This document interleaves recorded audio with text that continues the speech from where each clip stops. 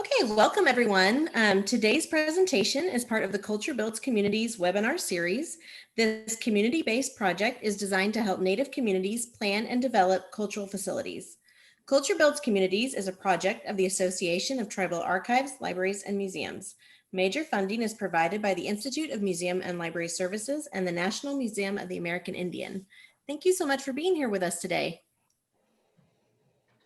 Thank you. Good morning. My name is Susan Simbrick. I'm the director of the Southern Ute Cultural Center and Museum located in Ignacio, Colorado. And with me today are Talis Cantsey, our collections manager, and Venetia Carroll, our business manager and special events, special projects coordinator. What we want to do today is introduce ourselves. I'm going to call on each of my staff members to do that. And then we'll show you the video and then we will have some discussion afterwards. So Talis, would you like to take a deep breath and introduce yourself? And can you tell us a little bit about what the Southern Ute Museum means to you? Okay. Good morning, everybody. My name is Talis Cantsey. I'm a Mountain Ute tribal member. I'm the collections manager here at the Southern Ute Cultural Center Museum.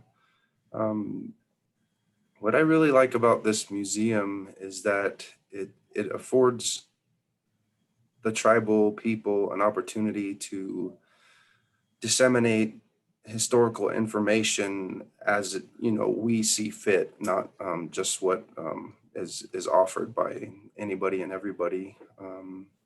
This is really has become a place, that is another home, a second home for a lot of us here in the community. And you'll kind of see that in the video, and that's what I kind of try to portray in the video. This museum is really special because, it contains a lot of the cultural patrimony and a lot of sacred artifacts that are very important to the tribe.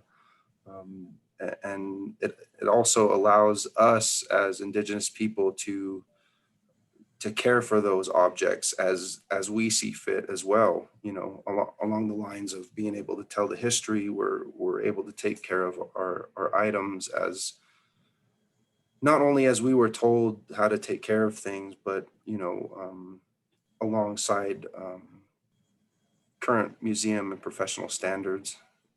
So I really love this museum and what it's done for the community. So that's my little bit there. Thank you. Thank you, Talis. And Venetia, are you resettled and ready to introduce yourself?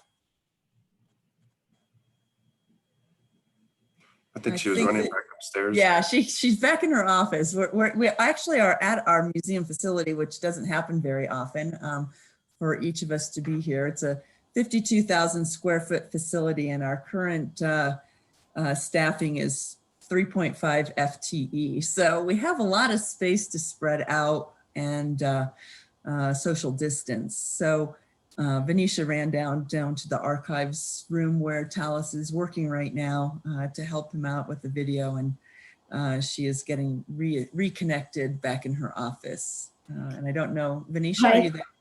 I'm back. Thank you. Would you like to introduce yourself and just give us a little bit about what the museum means to you? Sure. My name is Venetia Carroll. I am a Southern Ute tribal member. The museum to me means a lot because a lot of my family stuff is here. When I was younger, I used to work at the old museum, which was just a small little room, couple rooms off of the old casino that we used to have. And then I moved up to when this museum first opened, and it was a really nice, thing to do. And like I said, my family stuff is here, so I enjoy working here. I've held several positions within this museum while working. I started at the bottom, which was just a docent, and then worked my way up to admin, up in the admin part. And once held the collections manager position, and then now I'm here as the business manager. Um, like he said, it's nice to be able to go down there and to go downstairs and to see some of the stuff that's here and to actually help take care of it and like we were told to take care of it and to just to be around it. It's really good. It brings you good feelings, I guess. Like I said, a lot of my family stuff is here, so sometimes when I'm feeling down in my own life, I can go down there and I can just feel better because I know that it's there and it's getting taken care of. So that's what the museum means to me. Thank you. Thank you, Venetia. Mhm. So again, my name is Susan. I'm the director of the museum. I started in late January. This is my first experience working for a tribe, and it's been just in the 6-7 months that I've been here, really, really fantastic for me, not only professionally, but I think even spiritually as well, particularly because of COVID. And seeing how the Southern Ute Tribal Council has responded to the COVID crisis and the intense protectiveness that the council has displayed for the tribal members. Just to give a little bit of background, and I'm still new learning all of this, so my colleagues will jump in when I err. And I'm very grateful to everybody who has welcomed me as a non-Indigenous person into this professional world. I'm very honored to be a part of this community. So the Utes originally, their territory ranged from western Utah to eastern Colorado, so two very large states with some fringes of the surrounding states in addition, and is now reduced, originally starting as 12 bands, was reduced to 7 bands, and those 7 bands are now organized onto 3 reservations, 2 of which are in Colorado and 1 of which is in Utah. The Southern Ute tribe is only 1,500 people. And so it's very important to preserve the culture. And I see that not only at the museum and in policies, but also there's a very big language preservation project here. A lot of concern about preserving the Ute language. So we are lucky to work hand in hand with the tribe's cultural preservation department on some joint projects in that way. The museum was opened in 1972 as Vinesh said, it was in a couple small rooms at what was a hotel / casino in the early 70s and has been really blessed to have a number of cadres over the decades that have just taken the museum under their wing and continued to build it and build it and build it and advocate for it and show exactly what kinds of contributions the museum can make to the Ute community and also with regards to relations with non-Ute neighbors and visitors. We got to the point in the early 1990s when the then leaders of the museum started talking about that they needed new space, and there were 3 options on the table: renovate where they were, move into an existing building, or build a new building.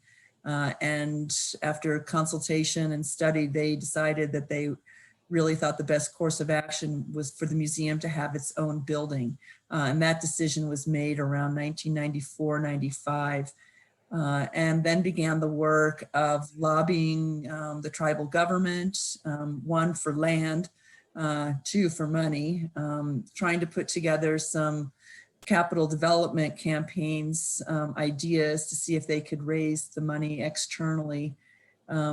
Ultimately realizing that that was going to be a very difficult haul and the tribal government stepping in around 2002, 2003 to approve not only a site, but also a budget of $38 million for the museum. So it was at that point in the early part of this century that the tribe really committed to building the kind of facility that we have. So with that as background, maybe we can go to the video, and then afterwards we'll talk a little bit more about the process that got us from the early 2000s to the grand opening in 2010. Tell us. Okay. Let's start the video here.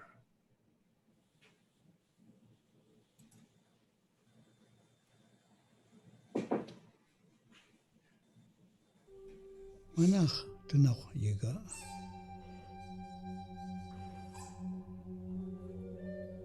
Shumai ke. Nusa amuju apakawani. To us, youth, it means it is very important. It is very important that you have come now that I'm going to tell you, talk to you. And it's very important that you make an effort to think of nothing else except what I'm going to tell you. Welcome to the place. In the 60s, the museum came up as part of our project. And so this was the first time that I was able to think about what the museum should be like and what we needed in it. When I was working at the Smithsonian in the 70s, I learned that we could get all of the artifacts back from the museum, but only if it was a qualified museum that would have all the conditions that the museum requires. I didn't come aboard till probably somewhere, I think it was in January of 2006. And at that time, a lot of the groundwork had already been done in regards to this new project. And I think the initial stage of going out within the community and talking to various tribal members and community members, and also the schools, the thought and idea came to conception with the idea that, we will work towards trying to get a museum built. It was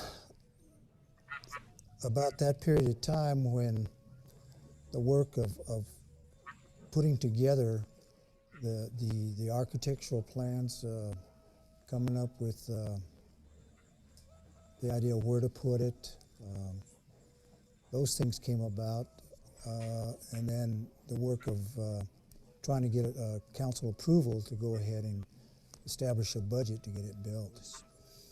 The structure of the museum is quite unique, that it opens to the east, and it also represents the eagle in a sense, if you look at it from the top down, where the wings are opened up to the east, with the center pillar there being of a glass structure, which represents a teepee canopy.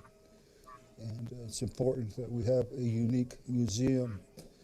This museum also is going to have a male and a female tree that's used part of our bear dance. The male and female cedar trees is a tree that we use, and we want to be able to provide somewhere where a person, native person, or a person in need could leave their feelings, and we give it back to our creator, and they leave our museum with a open and free spirit to continue on their daily ways. So the process here has been from day one to listen. In the early stages, we had the museum board, which is almost all native Southern Ute people. We had the director and her staff, and then we got the kids in the community involved. And we asked them, you know, what do you think this place ought to be like? What should it do? What should it look like? And all that sort of thing. So we had grade school kids, and then we had the high school kids, and we got together with them. And one really good thing came out of that high school group was this young woman. And she said, well, one thing that's really important to me is that we were mountain people. We always went up in the mountain in the summertime. And we were always in the meadows, and there were streams and meadows. So we're mountain people. So you should have a little stream, a little meadow stream, and as a welcoming greeting thing. You know, they're one of the most enjoyable tribes I've ever worked with in terms of being really cordial and welcome. And they were just right out there, honest, and talked about what they wanted to do. And they've been that way all the way through the whole design process and the construction process. It's a unique group to work for that just puts everything right out in front and talks with you straight. And there hasn't been any hidden agendas or anything like that. It's been really wonderful. So they're a great tribal group to work with. And so that's how we got started. Well, right now I'm working on landscape drawings. This is the south portion of the site that kind of shows the layout and the different materials that go in it. Irrigation drawings. And then over here is my structural drawings. And for some reason I'm open to the foundation plans right now, which we've been done with these for a long time, but still need to refer back to them. And as the pages progress, we'll go through floor framing, and then up to roof framing. And then this will go on to just hundreds of particular details that will apply to specific places on the project. It's mostly the geometry. The entire building is laid out off of one point in the middle, which is not even part of the building. And then all dimensions and everything are in a flat plane, and we have to translate those dimensions to the air with the different angles. A lot of digital equipment goes into laying out a building like this. And like I say, I've surrounded myself with good people, very competent people, and they've accepted the challenge, and they're making us all proud. Other than that, the finishes are let's say, particular, and there's a lot of attention to detail. And that is a challenge to make sure that that's all incorporated and put together into this project. And the site was basically pretty flat when we got here. This used to be a pasture for many, many years. It was farmed. Then we dug the hole for the building. We were never real sure how deep this hole was going to be. We had to get down to the cobble layer, the rock layer. And then we moved into pouring the concrete slabs, getting all the underground plumbing and electric in, and then started going vertical with the walls. The roof system has been a challenge. It's all glue laminate beams with, they call them SIPS panels, structurally insulated panels that span, we have some of them spanning nearly 20 feet.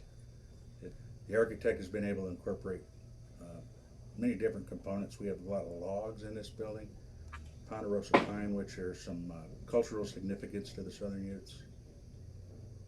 And then there's also going to be a lot of glass. A lot of the glass is going in now, and then the center structure is a sloped, some people call it a teepee. I don't think it's really a teepee. It's flat on top, wrapped in aluminum slats. Very, very interesting structure. So the exhibits people are supposed to start, I believe, in July on some of their rough ends. It'll be interesting to meet those people. There's been an incredible amount of work that's gone into that too. This is, I believe, gardens. Yes. What did he say? Herbal, medicinal gardens As an outdoor with a walking trail here and here. It'd be nice to have some other information on the tribe out here. Maybe make that wiggle like this, like different, maybe little benches out there. As far as like chiefs or information on Ute people, where's that going to be in here? Well, we haven't decided yet. The Welcome Gallery is a tall, cone-shaped structure which actually has 2 stories, and there's display opportunities down at the lower level as well as on the upper level. There's a balcony. And then there's outdoor opportunities.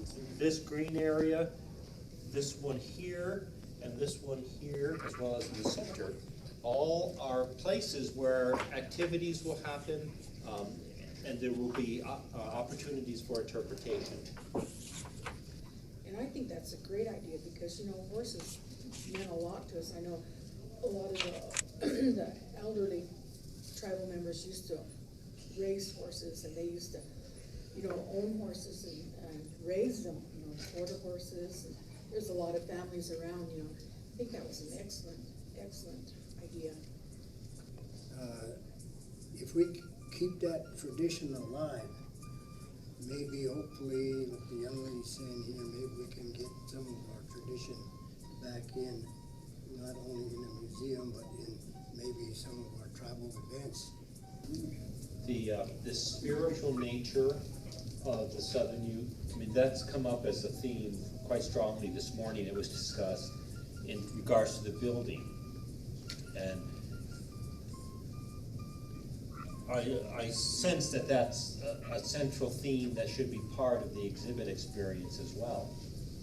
I think that young people of today need to know something about their ancestors, who they are and where they came from. You know, and I think the museum is a place to start on the importance of who they are as a Southern youth, the culture, the history, the language. Our generation today don't know what their great-grandfathers looked like, because that question comes up. The parents don't teach them anything. Sometimes the parents don't know anything. That's the reason why Lillian said this is a good start to learn something for those young kids at the museum. It's for all the kids to learn who they are, where they come from. And the museum is a very important thing for Native people, especially the younger generations.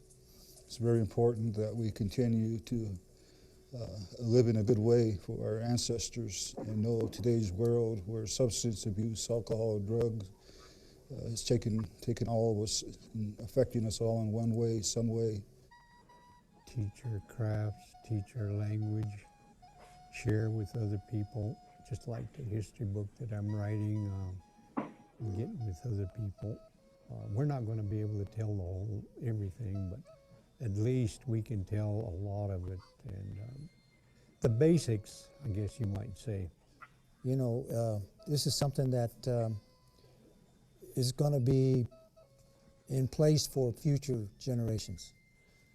It's just not for people today, but it's for our people tomorrow. And, you know, as long as we have that museum, you know, and the culture exists, these things are you're always going to have something in there that's going to carry forth, you know.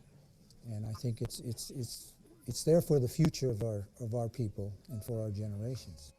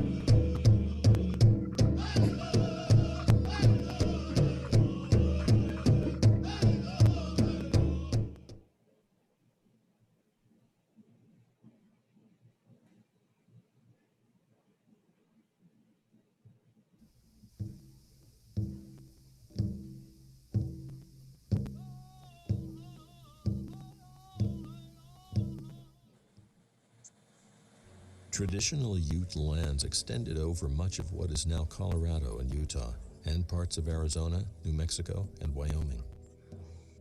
Over time, the United States government confined Ute people into different reservations in Colorado and Utah, forcing their division into today's Southern Ute, Northern Ute, and Ute Mountain Ute tribes.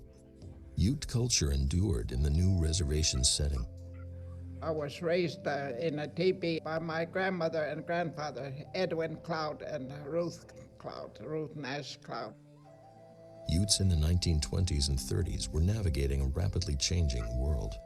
He'd tell us about life, how it was going to be, what we had to learn to do. You know, we had to learn to work, go to school, learn the white man's way, and take care of ourselves, take care of the animals, you know, different things like that. And how the way of life is with a creator, you know, how we had to be, you know, what was right and what was wrong.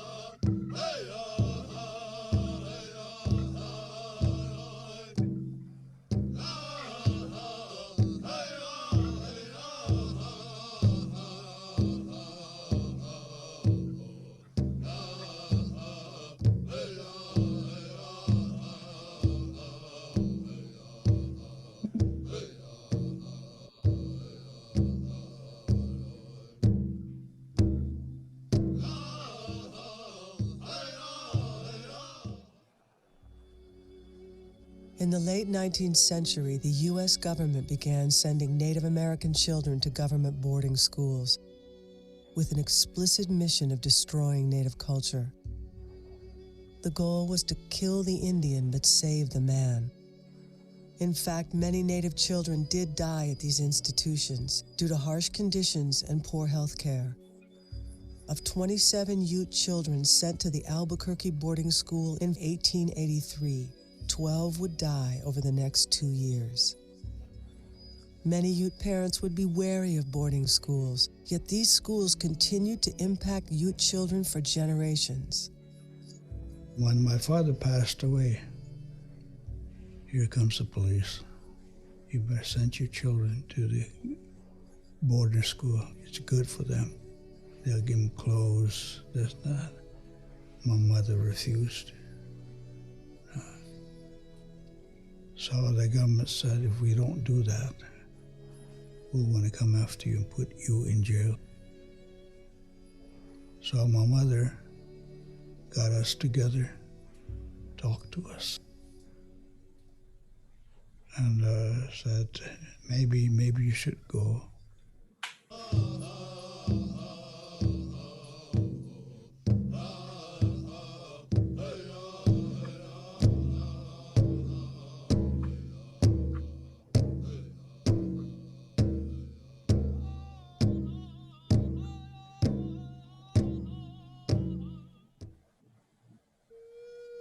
In the late 19th century, Ute people, who were used to traveling seasonally throughout their traditional lands, were confined by U.S. treaty to small reservations.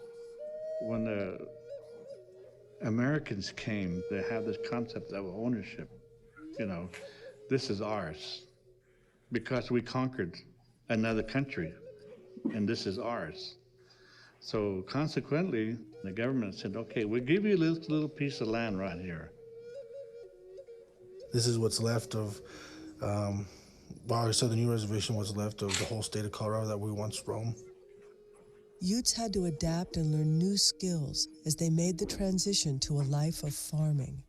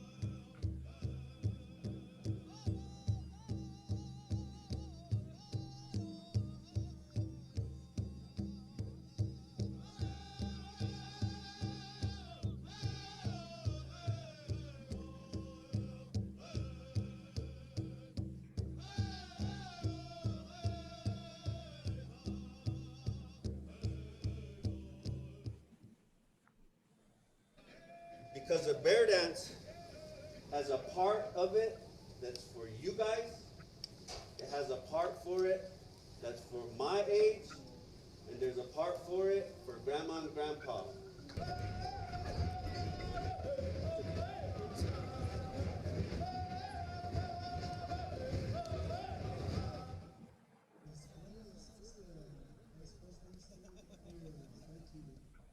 Like I got these at the powwow here at Fort Lewis College, and just one hank of these costed $6.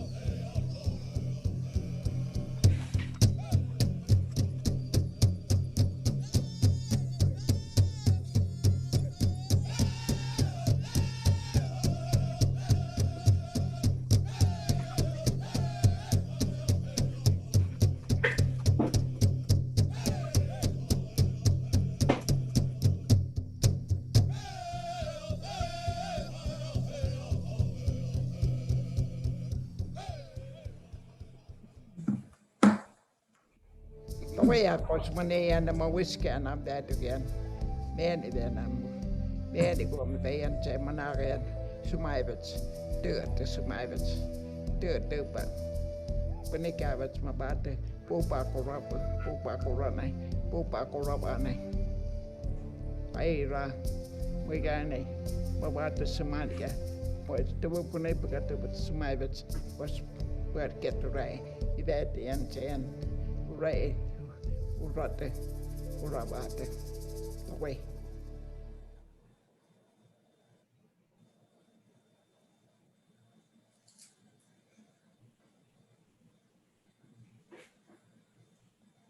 Okay. Welcome back, everybody.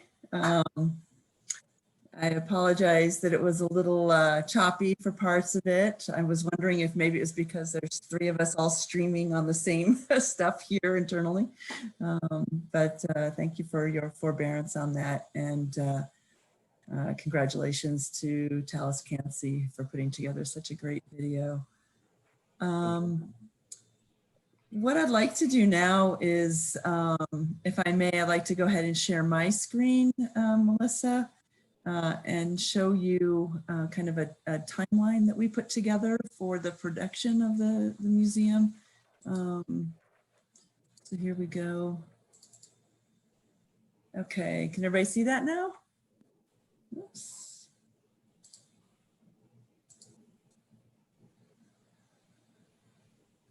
Is that visible? Yeah. Okay, thank you.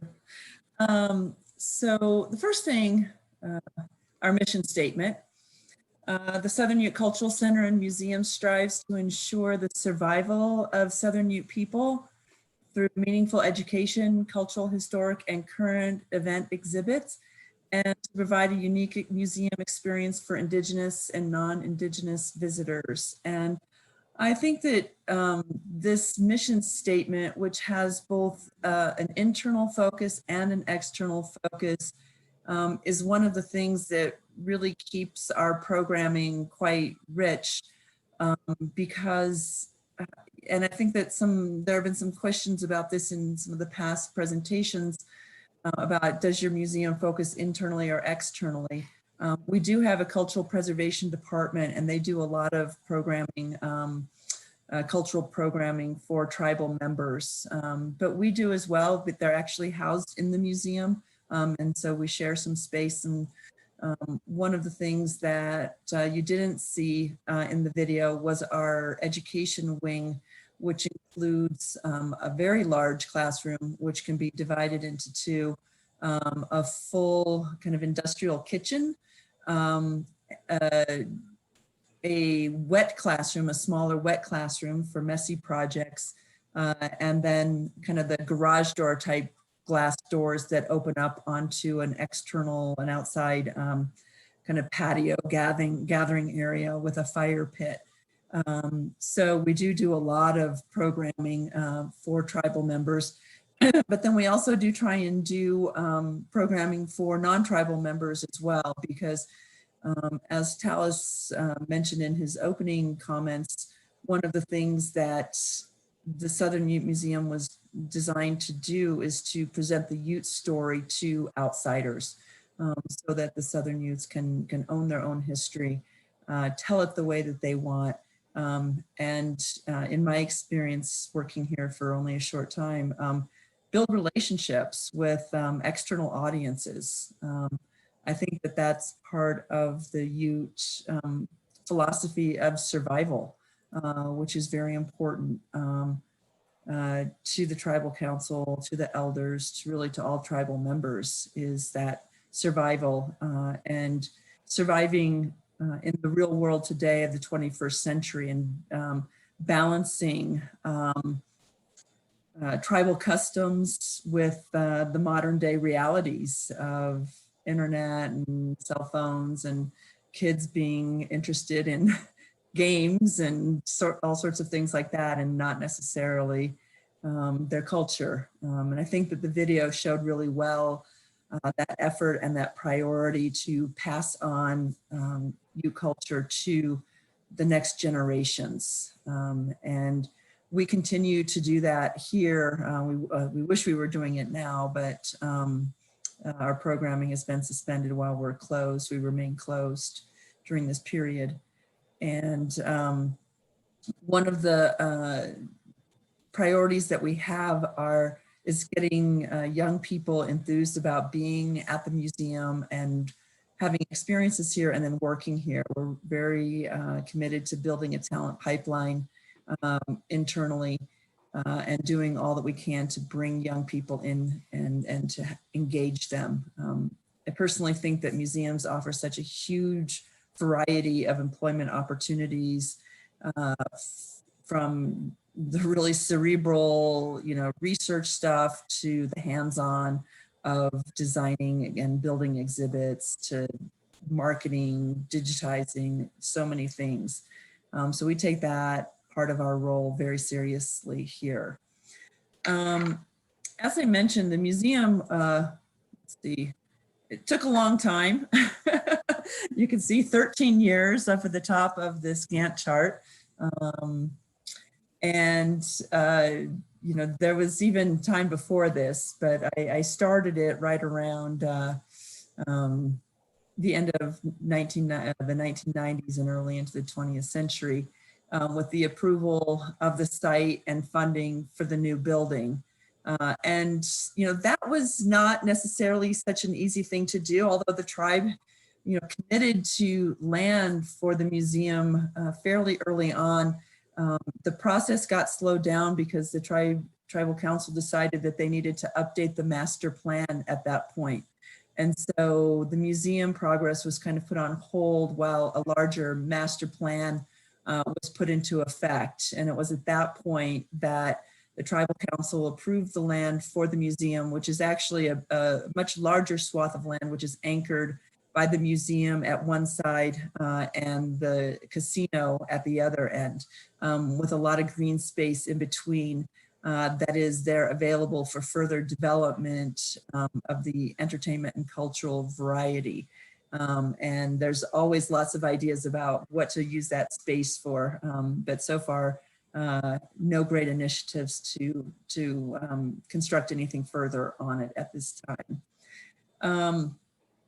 The third item on here, the Site Planning and Development Standards Report, that's actually related to the master planning and the site selection. Once the tribe had approved the land, they brought in their own consultants to develop what they call development standards, which basically developed common like plumbing and electrical systems between the casino and the museum, did other things about like grading the land, traffic planning on the land, safety and security, so things like that. So again, the tribal council was itself engaged in parallel planning processes as we were. But once the site was approved and the funding was approved, we went ahead and started doing the search for an architect. And one of the things that this Gantt chart shows you is the number of RFPs that were issued to actually build this entire building. It was fairly complicated and does take quite a long time. So we selected an architect, an exhibit design firm, a collections move consultant, a video production, the general contractor, as well as a public relations firm. And these were all things that were necessary to help manage all the moving parts of the building construction. Obviously, the architect was a very important part of that selection. We were actually very fortunate. The story goes that one of the museum board members was visiting the National Museum of the American Indian in Washington, D.C. And there was some events going on there. And he happened to meet the architect of that building, the NMAI building, John Paul Jones, who works at Jones & Jones out of Seattle. And through some very diplomatic and skillful conversations, one Mr. Jones over to being the architect for our building. So that was really quite exciting for us to be able to have somebody of that caliber. John Paul Jones is Cherokee Chickasaw on his mother's side, and really brings a lot of indigenous values and native insights into his designs. So you have the RFP and the selection, which is going to be a chunk of time. We had community workshops with the architect. We had site visits to other museums. So representatives from our board went to a number, probably about, I think, 6 to 8 museums over about a year period. And really, that process was organized by Jones & Jones. Until ultimately a concept report was put together, and then ultimately, their oversight of the construction. So they were involved really for 9 years in this project. Equally, exhibit design is quite important, and the selection of your exhibit firm. The kinds of things that they did, they also held community workshops to gather that input. They put together the exhibit master plan, which then gets broken down into storyboards, text, graphics, and then the install, which includes all of the IT for the exhibits. So it's actually the exhibit design firm that put together the specs for what types of digital equipment was going to be needed to run the videos, the interactives, the lights, everything that's in the galleries and the public spaces. We have a whole room that's just dedicated to housing all the servers and the equipment for that. So as you think about all the things that need to be done, be aware that, for example, your architectural firm might help you with the site visits to other museums and participate in those, so that everybody's gathering that same information and generating common ideas that are going to lead to that common vision. And likewise, the exhibit design firm that's really responsible for not only like the technology that I just mentioned, but for example, they submitted they did an RFP, an internal RFP process for their own subcontractors, for example, for exhibit cases. There's 1 million designs of exhibit cases out there. And it was their responsibility to put together some specifications and to get RFPs and then to assist us in choosing the types of exhibit cases that we wanted. So it's a very multi-layered process. That you can rely on your consultants and hired experts to help you with. Since we were located in a separate facility, we had to move all of our collections. And so we hired a consultant. This was somebody who actually came to us out of Denver, more local, who came down and put together a move plan and then put together a manual on how to pack things, how to move them, rehousing. We did a lot of rehousing of items at that time, since we were going to be handling all of each collection item for packing and moving it. We did rehousing at the same time. They trained our staff, volunteers from the community were recruited, particularly high school students who did a great job.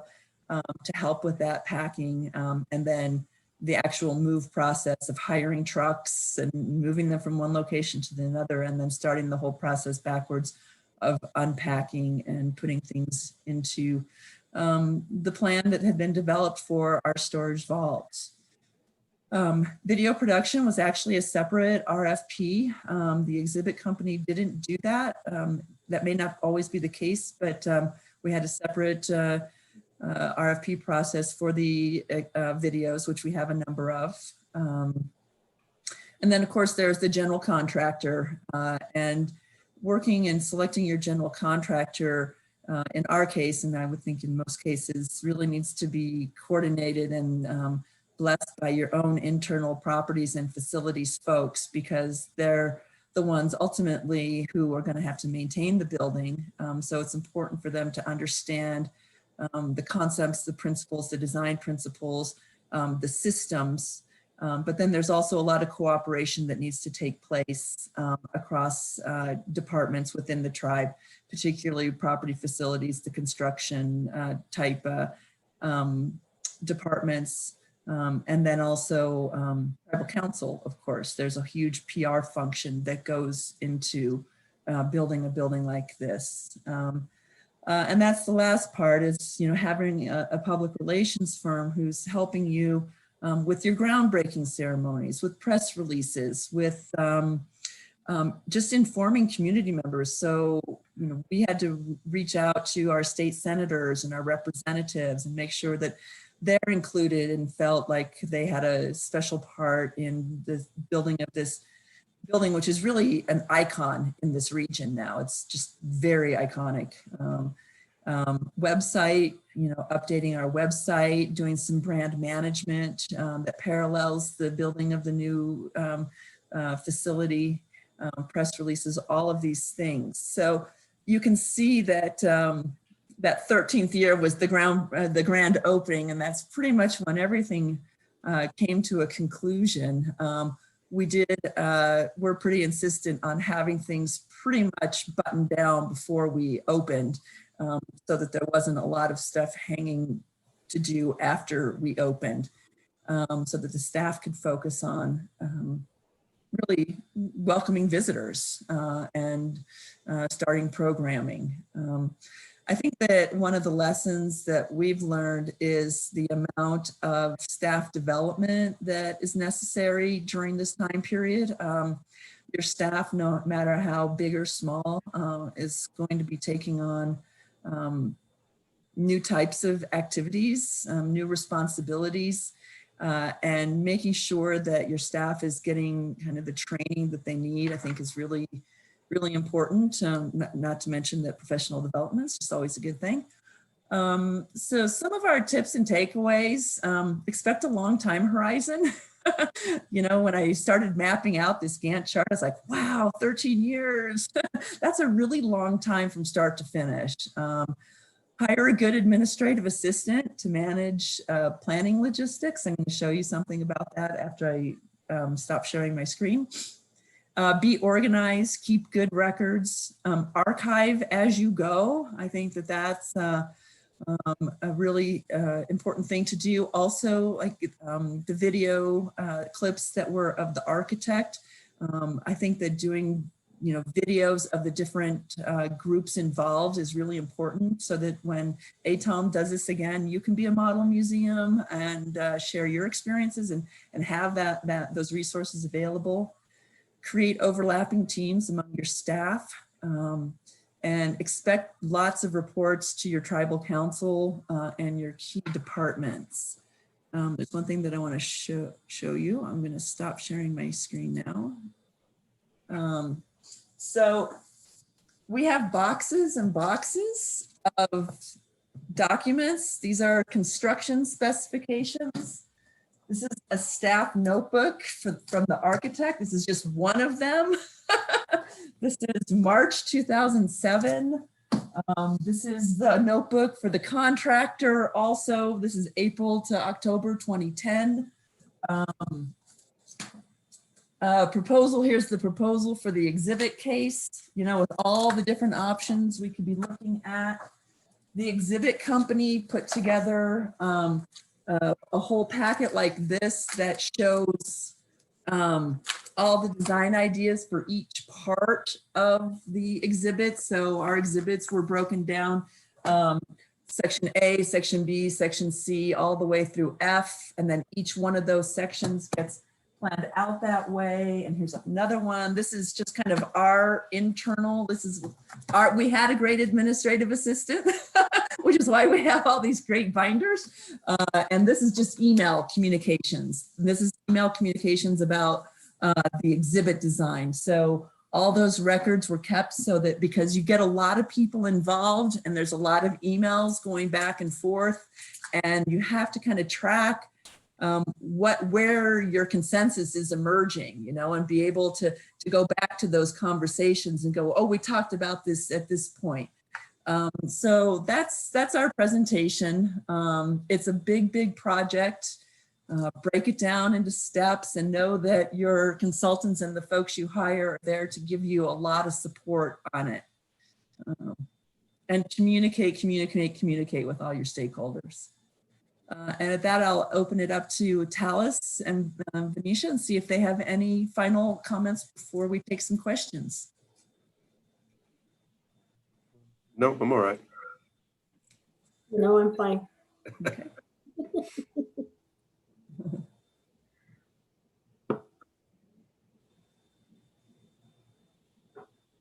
Okay, so what questions do we have? Hi, this is Jessica with Chickalin Village in Alaska. And first of all, I was so impressed with the video and really the entire presentation. And I really appreciate you going into the details of the timeline and the number of RFPs and even the details within that of like when you invited people to go with you to go tour and who was on those teams, because that really helps me kind of visualize our next steps. And initially in your presentation, I was thinking, oh, we got to go visit the Ute tribe right now and check this out. But then I thought, oh, when you said you got to involve the architect and maybe even the exhibit designers in your tours, so, oh, okay, wait, jumping ahead. So thank you for being so clear. It's so inspiring. I really did have tears and chills during the video. As the tour went through, it's such a beautiful historical presentation. And then I love all of the present day and educational components for tribal citizens and visitors today. So thanks so much. All of you have done such an amazing job building it and showing it to us today. Thanks. Thank you. Thank you. Very nice. Vanessa, I have a question for you. Do you think other tribal members know that they can come to the museum for free therapy? It's a wonderful concept. Yeah, and you know, it's really good to go down there and to be with your family that's not here anymore, you know, and it's really good. It's nice. It's, you know, it just makes me feel good when I need to feel good. Something that maybe Venetia, you can tell us about the Sacred Vault.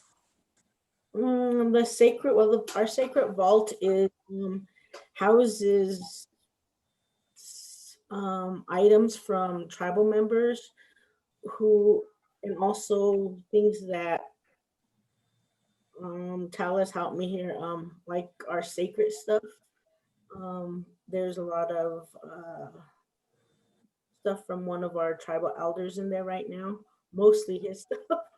Yeah, it was also a grant that was through the Institute of Museum Library Sciences. Basically, it's a safety deposit box style storage for tribal members for the Ute tribe. So anybody from like Northern Ute Mountain or Southern Ute can come over and enter an item if they feel that they don't have adequate protection at home, or, you know, they want to give their item, you know, the most care possible with, you know, alarms, CO2 alarms, fire protection, all, et cetera, relative humidity and temperature parameters. And basically they wanted to bring about this safety deposit box style storage for the membership to also kind of break the stigma about traditional museums and Native people being afraid of actually losing their items when they put stuff in the museum. So that it was kind of geared towards, I guess, softening that that barrier between the people and the museum itself. And we've had some people enter some items into the Sacred Vault. It's a really good program, I feel. And on that note of being able to go down into the collections, I think that's what a lot of museums really need to hit on now during the quarantine, is getting these old songs, these old pictures, video, anything you can out to the membership, just to get that that healing that's needed. You know, like we say, our songs, that there's medicine in those songs. So when people hear those things, they feel good, no matter what they feel, you know, before they hear certain things. It brings them back up, brings them to life, make them feel good, you know, for the rest of their day, or, you know, their journey that they have ahead. So I think that's really a good topic to mention, you know, getting access to these videos and pictures and at this time. How are you providing the access? Well, I would say just like this virtual video, we're going to be able to put that on YouTube. And I already seen, we had some requests for virtual tours from some of the local schools. So I would even like to go back with this video and put, like in the Circle of Life video, put the full length video in there, and the boarding school video, put the full length in there, so that they're getting the full historical information that was provided by the tribe and the membership. Also virtual exhibits. I'm kind of working on in Past Perfect, there's a virtual tour exhibit function. So I'm putting together some information on the Ute Comanche Peace Treaty of 1977, and that'll bring some older pictures and ephemera with that event. And I think that's, you know, the main way you can get that access to the membership, to the public, is virtually. On the topic of healing, there's a museum some of you might know, and I'm going to forget the name. It's either in Michigan or Wisconsin, but they actually have a gallery that is for tribal members only. And I think that idea is really intriguing.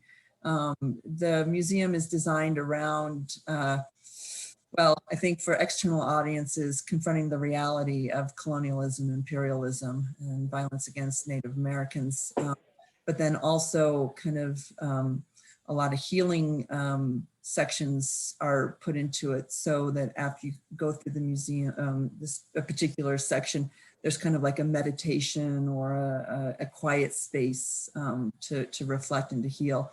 And I think also that having a gallery that is devoted only to tribal members can serve some really important purposes for a tribe. We've kind of confronted that a little bit in conversations with our NAGPRA office. And when NAGPRA, you know, repatriates things back to the tribe, sometimes, most of the time, those things are reburied with the ceremony, but sometimes they feel they might want items that are kept in perpetuity. And what are those kinds of items? Where would we, you know, store them? And where would they be on display, if they were on display at all? But how can you take those sacred items of the tribe and make them available to tribal members in some way? Are there any spaces that you wish you had that you don't? Satellite storage. And what would be the benefit of that? I think that, you know, when we've gotten some tips on some larger items that may not necessarily fit within our oh, sorry, my light went out. Some items that might not fit within the double door entrances to the museum or to the main vault itself. We've had an offer to take like an older casino sign, which is really big. We've just recently got an offer for the old tribal radio mixing board, which is, you know, a really big item. And then also there is kind of a concern with NAGPRA. You know, they want to go out and get as much as they can Ute items back, and it seems like the conflict between NAGPRA, you know, their scope of collecting and acquiring items to repatriate or return is kind of butts heads with the museum's narrowly defined scope of collecting. So I think there's a little issue with storage there, and the more storage that we would have here, I think the better. And along those same lines as cultural items, you know, certain things we're told tribally don't belong with, let's say, living items, you know, stuff that comes from funerary remains or unassociated funerary remains isn't really kosher being housed with items that don't come from those scenarios. So I think that satellite storage would be kind of imperative for those tribes who think along those same lines, you know, that certain items don't belong with other items. I would say it would be great to have an auditorium. That would be nice. We do have a storytelling room. It's round, but it's not outfitted very well. I'd like to see that kind of improved in its aesthetics and functionality. Gallery space that might be dedicated just to tribal members, I think would be kind of cool. One of the cautions is we have this really big, great facility, and sometimes it's almost too big for us. It was designed with a lot of outdoor spaces, a traditional garden, some walking paths filled with indigenous plants. And, you know, we never really got a staff person who had that skill set to take care of the external parts of the museum. We even have green roofs that were originally planted with indigenous plants. It just takes a lot of maintenance, and it's a little bit beyond the scope of our property and facilities department. So there's also some negotiation there about plan incrementally, I think, prioritize, you know, think big enough that we have. It's great to have these outdoor spaces, and at some point we will get them, you know, back up and running and replanted and being used in some really interesting ways. But just know that sometimes, you know, your funding might not work out that way on the staffing side. Is there space that you have that you don't feel you need? No. Okay. Good to know. Yeah, I'd also like to add that along with what Susan was kind of saying, that being fully staffed would be, you know, a want that every museum should have, you know, having the full-time staff necessary to do all the jobs that are required, you know, like curator, collections manager, archivist, librarian. I think a lot of tribal museums, well, it's been kind of talked about a lot during different ATOM conferences that we as tribal museums often have to wear many hats because of the staffing issue. So I would say that if anybody could get, you know, a fully dedicated staff with the necessary components, that would be ideal. Have your collections grown significantly since you've opened? Yeah, the collections are continually growing. We still have people right now who want to have stuff put on loan or into the Sacred Vault, even during the quarantine. So yeah, and then that's why I also said I would wish we would have some satellite storage, which would, you know, probably be a good idea in the future. Good. Yeah, I think that one of the priorities, so the museum staff experienced almost 100% turnover late last fall. And so the 3.5 of us that are working here now, and we've got two lines approved to hire juggling COVID requirements in there. But as we get our operations, and frankly, I think that the being shut has been a blessing in disguise for us, because we've really been able to focus on a lot of our fundamental housekeeping things that we need to, like going through and doing the inventory and making sure that we know where everything is, taking care of some backlogs of stuff, thinking about some new initiatives. But I think that one of the things that would be awesome would be to really start working with museums on repatriation and getting more of our own items back in-house. Because, let's face it, the Smithsonian's got some really nice stuff. Their specimens are good. So it'd be nice to get some of that stuff back. Do you have loans now? Yeah, we have loans. Yeah, we do. I mean, not from other museums. They're mostly tribal members and smaller personal loans.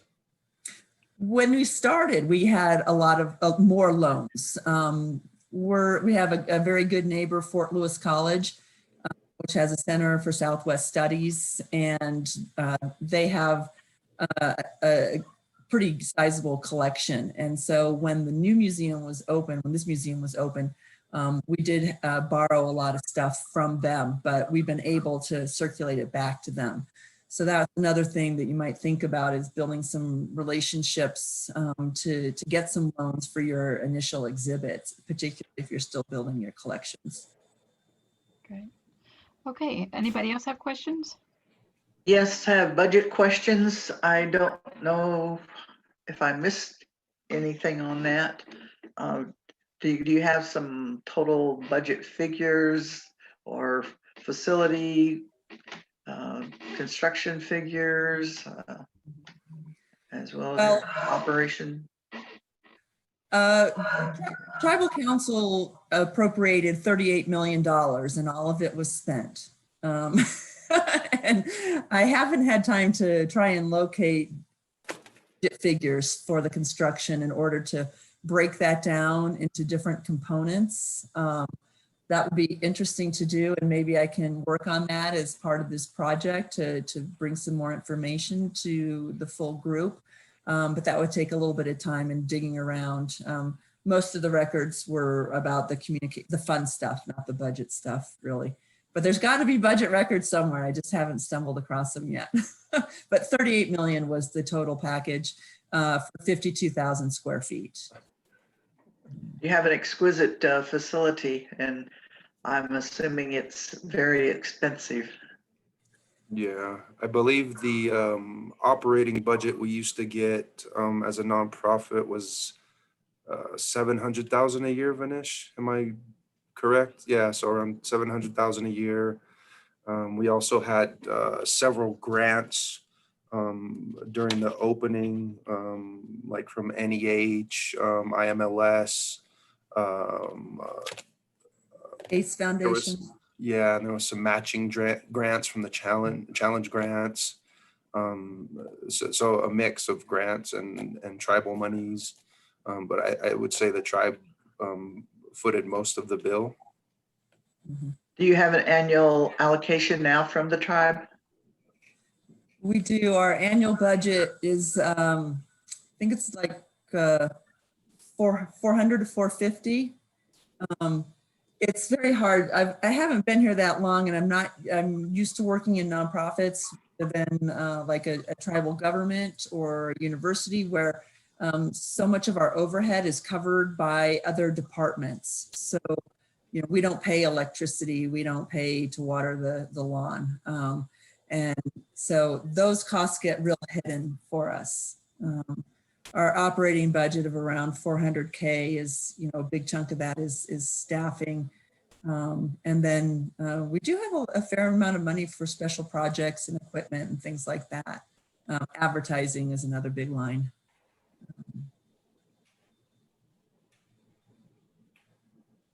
Melissa, are there any questions in the chat? I think they've all been answered. We discussed operations funding. Yep, it looks like they were all covered. I'd like to ask something. Go ahead. Regarding the Sacred Vault, and you said that tribal members, as I understand what you said, can keep their sacred materials there. They're not gifting them, but it's like a temporary storage space, or is some of it going to the museum on a permanent, as a gift, or how does it work? Yeah, we had to write a separate policy and separate forms just for that. And it's a completely separate room apart from the main vault. So the specifics of the policy and the forms basically say that these items will never become property of the museum. The owner can come and retrieve them at any time, even if we're not in business hours, they can get a hold of me and I can come in and help them, because it's dealing specifically with sacred items and items of cultural significance that may be used in ceremony, and on other things, for like blessings or whatever it may be, that we want to provide them that access and reassure them that these items will never become property of the museum. Does that help a little bit? Yeah, it does. There's also a separate key code panel for the Sacred Vault. At this time, Talis is the only individual who has a key access to the Sacred Vault, because he's a member of the Ute tribe, and he's male. And a lot of the items in the Sacred Vault are male only items. So there are some different protocols that have to be followed, and there is a built-in staffing issue then as well.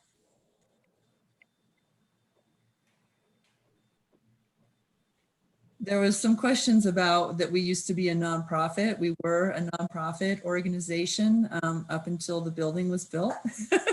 And the tribe put in $35 million for it. Venetia's going to correct me on my timeline here. Go ahead. Sorry, we were a nonprofit all the way up until 2016. 16, okay.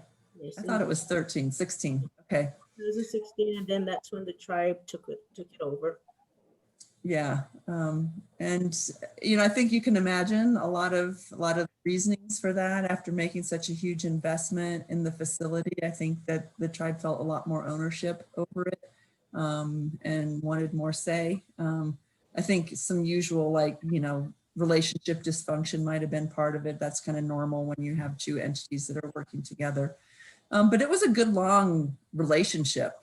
Really, from 1972, when the museum was founded, it was not a tribal government until 2016. So it grew and maintained relations. The board was made up of almost all Southern Ute tribal members, with a couple outside advisors.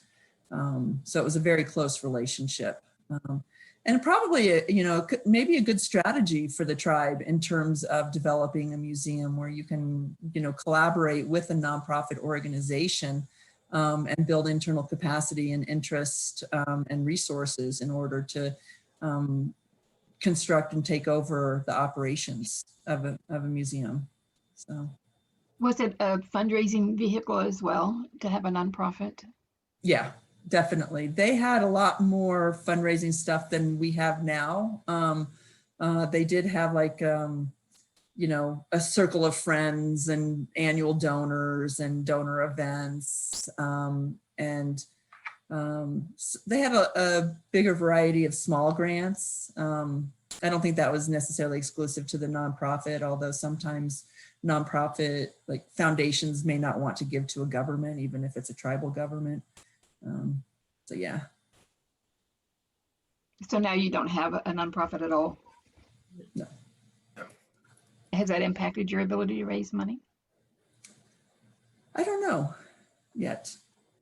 I think it might be a little bit, but I mean, we'll still figure a way out to do it. Yeah. Yeah, and I think that the tribe had to understand that when it took it over, that would be some ramification of switching from a nonprofit to a tribal entity. But the tribal council itself basically took over the museum board position. So Did they Which- consider keeping it just to help with fundraising? Or was that not considered? what's that? Did they consider maintaining the nonprofit just to help with fundraising? I couldn't speak for the tribe on that issue. I haven't seen any conversations to that effect. But I do know that we're expected to continually be applying for grants, though, regardless of the nonprofit status or tribal status. Yes. And there also was some donors in the beginning that I forgot to mention. Some big donors like BP and Chase Manhattan. So don't forget to reach out to those other big major institutions, financial institutions, big companies. Yeah. I would say one of the other things on the transition from nonprofit to tribal department is that in losing our board of directors, there was no longer an intermediary council or committee that helped with like accession decisions, deaccessioning, purchases, those types of policies between us and between staff and the tribal council. So right now we have some new set of collections policies before the council for approval, which includes the establishment of a collections committee or a committee, an advisory committee for us. It's interesting to hear of your organizational structure at the Museum of the Pawnee Nation.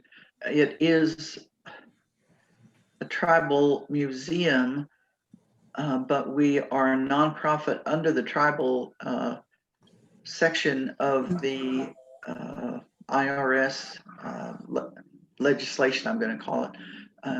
So the tribe does, the tribal president does appoint a board of directors for the museum as well. I was unaware of such a provision. That's really interesting. Of course, the tribal government can recognize nonprofit institutions within its purview, right? Like the state of Colorado. I hadn't really thought of that. There's a special section in that act. Susan or Melissa, do you all have that reference, or you want me to send it to you? Oh, send it to us and we'll include it on our resources. But not all foundations recognize tribal foundations or tribal nonprofits. So it's because Susan, you had a large NEH grant, right? Like $1 million that you had to match with funding, as I recall. Yeah. Did we? Yeah, there was an NEH grant for $1 million, but I think it was that the matching grant. Mm-hmm. Yeah, I think it was the matching grant. But I think it really helped you in the beginning, establish a lot of additional donors, and that funding still exists through NEH, and they're interested in talking to all of you about how you might be able to access some of those funds. But that's another topic for another day. There were several planning grants from a couple different organizations on how to plan to have a museum. Yeah. Yeah. Well, you've done an amazing job. It's just, we haven't been there in a few years, and I was astounded at all of the work that's been done, and congratulations. It's great. All right. Do we have any other questions? I actually had one final quick question. Hi, Selena from Chico Native Village. It's for Talus. In the video, it shows that you guys have collections, archives, and a library. I was curious as to how you manage your collections and archives. Are they housed together using the same CMS, or are the archives part of the library and managed separately using a different CMS? Yeah, we have a separate archives room. That's what I'm in right now. So we have all our good documents in here from the museum, as well as the historic photographs, manuscripts.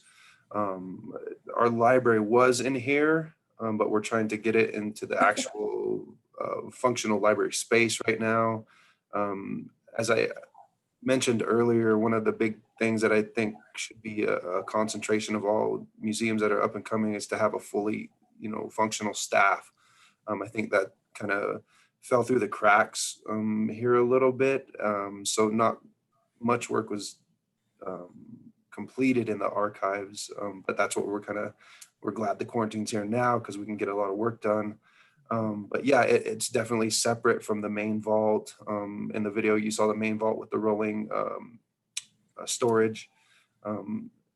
But everything is in Past Perfect. So our archives and library are in separate categories. If that answers your question. Oh, it does. Thank you so much. Is your library circulating or research? It's not fully functional as of yet, but I think we're going to be mainly just a research library because we do have special books, some rare books. We have a volume set of the Commission of Indian Affairs reports from like the late 1880s. So I wouldn't want to have those circulating around anywhere. But yeah, I think it would mainly be research in-house. Great. Although it would be fun, I think it would be fun to develop a children's and young adult collection as a lure to get them into the facility more. A circulating library seems really difficult and challenging to manage. And so unless, again, it was staffed, I don't see how we could do that, but we build our reputation as a research facility. Good. Okay. All right. Was Well, that, was the NEH grant one from that fairly new program on infrastructure building, which is, I think, largely for construction, but it can also be for support some staff positions. Is it from that program? Do not remember. It was from the Challenge Grant, That's right. which is an old program. Yeah, that was back in 2010, 2011. Okay. Okay.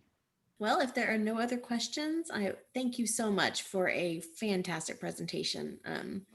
I Yep. know we all really enjoyed it and you put a lot of effort into it. So we really appreciate you.